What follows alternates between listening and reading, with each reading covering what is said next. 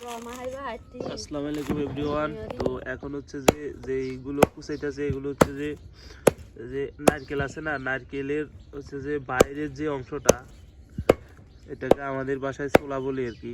তো এই ছোলা, তো এগুলো কুচানোর একটাই রিজন, সেটা হচ্ছে যে এটা দিয়ে দুধ দেওয়া হবে। আর দুধ দেওয়ার উপকারিতা হচ্ছে যে দুধ দেওয়ার মূলত আসলে হিন্দু ধর্মে কিছু রীতিনীতি রয়েছে কেন দেওয়া হয়। তো ধূপ দেওয়ার জন্য এগুলো কুচানো হইতেছে। তো এগুলো কুচে আসলে ধূপ দিব। তো এতে কি লাগবো? সমাজ যাবে নি?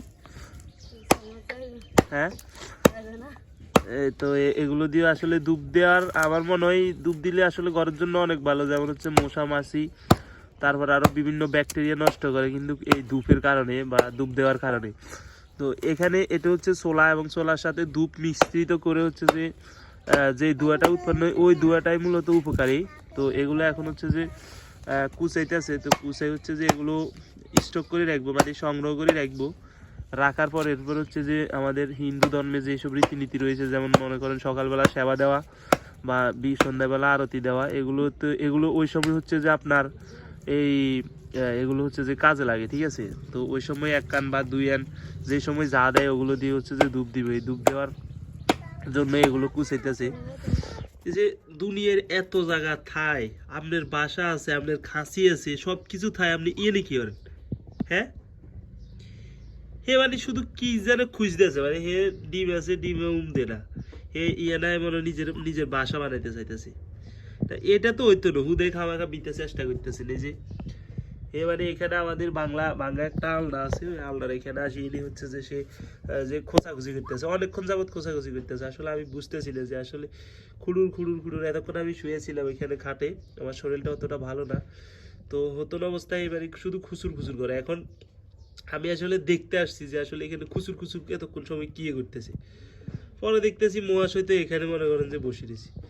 আর এগুলো হচ্ছে আমাদের ওই কলা গুজালায় যে, এবারে আমি এই ছেড়ে দিয়ে গেলেই কলা গুজালাইছে, যাতে যাতে সে না দেয়।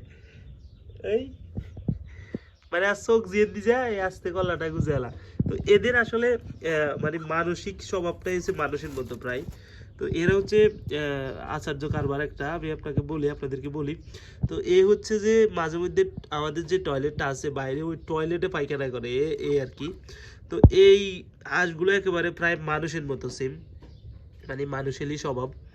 তো এদের আসলে বুদ্ধি ক্ষমতা অনেক হাই। এরা মনে করেন যে আপনি যদি দড়িওয়ালার অতটা ভয় হইতো না, মানে একদম গা লগে থাকবে। এখন ভয় পাইতেছে কারণ হচ্ছে যে আমি মাইর দিই না কোনো, যেহেতু সে ভুল করে এলাইছে।